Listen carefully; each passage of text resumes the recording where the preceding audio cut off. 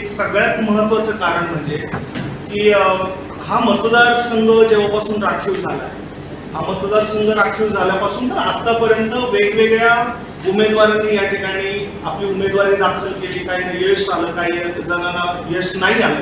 ज्यांना यश आलं त्यांनी आपल्या पद्धतीने जो आहे तो राजकारभार जो आहे तो चालवायला सुरुवात केली.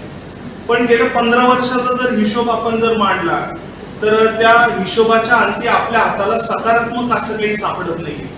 आणि या अनुषंगाने आपण काय करू शकतो वेगळं, कारण की समाजातला एक त्रयस्थ व्यक्ती म्हणून किंवा सर्वसामान्य व्यक्ती म्हणून आपण सातत्याने त्या यंत्रणेला नावं ठेवत असतो किंवा त्याच्याबद्दलचे प्रश्न जे आहेत ते उपस्थित करत असतो की बाबा आपल्याकडे सकारात्मक का बरं काही होत नाहीये. आणि ज्या व्यक्तींकडनं आपण अपेक्षा ठेवून असतो तर त्यांच्याकडनं ज्यावेळेस अपेक्षा पूर्ण होत नाही तर त्यावेळेस कोणा एकाचं नुकसान होत नाही तर ते त्या पूर्ण परिक्षेत्रामध्ये राहणाऱ्या सर्व लोकांचं हे नुकसान आहे. आणि हे नुकसान प्रत्येकाच्या आयुष्यातली जो प्रगतीचा मार्ग आहे किंवा जो प्रगतीचा काळ आहे तर तो काही वर्षाने कमी करतो.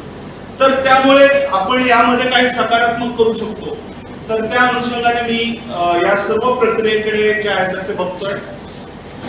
माझं थोडंसं बॅकग्राऊंड मी आपल्याला सांगेल की मी साधारणपणे माझ्या 12वी नंतर मी बॅचलर आणि मास्टर या दोन्ही डिग्र्या ज्या आहेत तर या दोन्ही डिग्र्या मी सोशल वर्क मध्ये केल्या. आणि माझ्या या डिग्र्या आणि शिक्षण पूर्ण केल्यानंतर गेली 12 वर्ष मी जे आहे तर ते सामाजिक क्षेत्रामध्ये म्हणजे सोशल सेक्टरमध्ये जे आहे तर ते काम करतोय. हे काम करत असताना वेगवेगळ्या नॅशनलाइज ऑर्गनायझेशन सोबत काम करायची संधी मला मिळाली. आणि या कामाच्या माध्यमातून भारतातल्या जवळपास 9 ते 10 राज्यांमध्ये मला प्रत्यक्ष काम करता आलं. आणि हे काम करत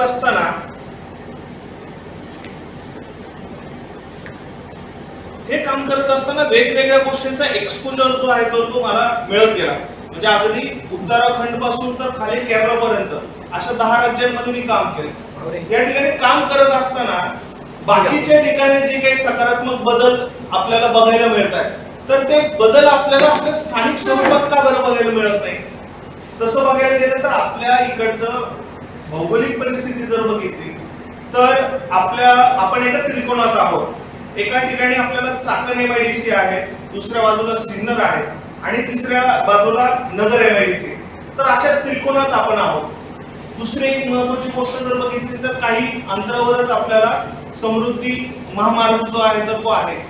संगमनेर पासून काही मिनिटांच्या अंतरावर जो आहे तर तो पुणे नाशिक राज्यमार्ग आहे किंवा राष्ट्रमार्ग आहे. या सगळ्या गोष्टी असताना आपण या ठिकाणी सकारात्मक काही बदल करू शकत नाही का की जेणेकरून आपल्या ठिकाणचे जे स्थानिक युवक आहेत तर त्या युवकांना रोजगार उपलब्ध होईल.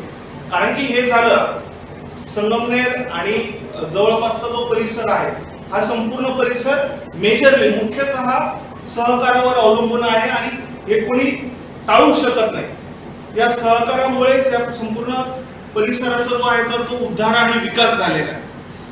पण हे होत असताना आपण सायमल्टेनियसली दुसरी अशी काही व्यवस्था निर्माण करू शकत नाही का की ज्या माध्यमातून अजून जास्तीत जास्त तरुणांना रोजगार जो आहे तर तो आपण उपलब्ध करून देऊ. तर या अनुषंगाने आपल्याकडे पोटेन्शियल जो आहे तर तो खूप आहे. आपल्याकडचा बहुतांश भाग जो आहे तर तो कृषीवर आधारित आहे. कृषी किंवा त्याच्याशी संलग्न असणारे बाकीचे व्यवसाय जे आहेत तर ते त्याच्याशी संलग्न आहेत.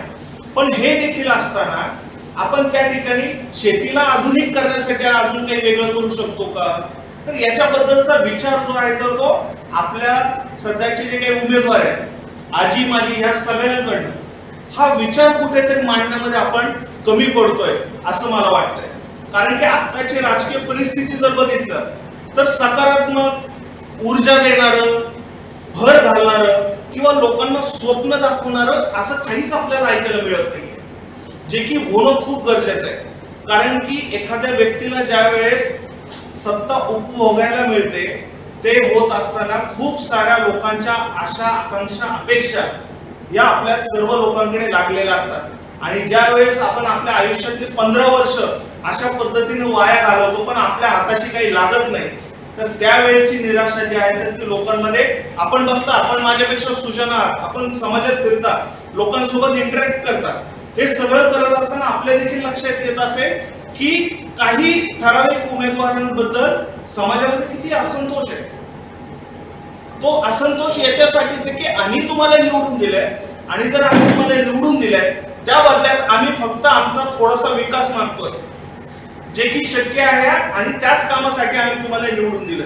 आणि ते जर तुमच्याकडनं जर होत नसेल तर याबद्दलचा विचार आता समाजातल्या सगळ्या लोकांनी आणि नागरिकांनी करणं गरजेचं आहे. आणि विशेषतः तरुणांनी हा विचार करणं गरजेचं आहे की आता आपल्या वडिलांचं आपल्या आजोबाचा काळ गेला, पण आता इथून पुढच्या काळात जर आपल्याला काही करायचं असेल तर आपल्याला निश्चित माझी जी टॅगलाईन आहे की बदल जो आहे तो बदल आपल्याला घडवून आणणं खूप गरजेचं आहे. कारण की जोपर्यंत बदल होत नाही तोपर्यंत आपल्याला सुखीचे दिवस येतील असं आपण म्हणू शकत नाही.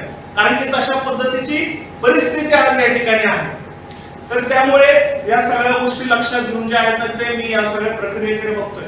त्यात अजून एक महत्वाचा प्रश्न असा की मी ज्या समाजातून येतोय, मी मातंग समाजाचा एक तरुण आहे, मी ज्या समाजातून येतोय या समाजाला संपूर्ण राज्य पातळीवर कोणत्याही प्रकारचं सध्या राजकीय प्रतिनिधित्व जे आहे ते कुठेच मिळालेलं नाही.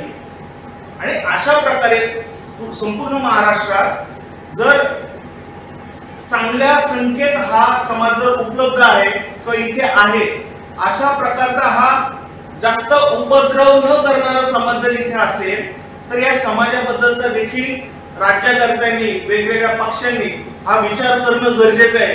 या देखील दृष्टिकोनातून मी या संपूर्ण प्रक्रियेकडे बघतोय.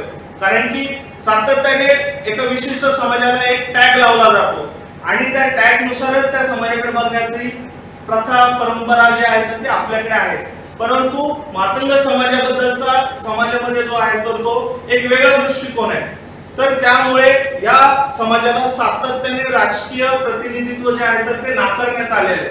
तर यासाठी देखील मी हा प्रयत्न जो आहे तर तो या ठिकाणी मी करतोय. मला बदल म्हणायचा आहे तर तो बदल मी कशा पद्धतीने आपल्या सगळ्यांच्या जीवनामध्ये आणून पाहतोय याच्याबद्दलचा एक छोटासा त्या सगळ्या गोष्टी मांडण्याचा प्रयत्न मी जो आहे तर तो या ठिकाणी केलेला आहे. आणि परत एकदा कोणत्याही प्रकारचा वेगळा हेतू या सर्व प्रक्रियेच्या दरम्यान माझ्या मनात नाही. फक्त आणि फक्त आपल्या लोकसभा क्षेत्राचा विकास आपण कशा पद्धतीने करू शकतो आणि त्यासाठी देखील त्यासाठी मी या ठिकाणी माझी उमेदवारी जी आहे तर ती मी करतोय. पुणे, सांगली, सातारा, कोल्हापूर या 5 जिल्ह्यांची जबाबदारी माझ्याकडे होती. आणि हे काम करत असताना विद्यमान सरकार असेल किंवा केंद्रातलं सरकार असेल तर या सगळ्यांची काम करण्याची शैली कशा पद्धतीने कशा पद्धतीची आहे आणि आपल्याला जर सकारात्मक काम जर करायचं असेल तर ते काम कशा पद्धतीने आपण करू शकतो याच्याबद्दलची देखील मला चांगली माहिती किंवा अनुभव जो आहे तो माझ्या गाठीशी आहे.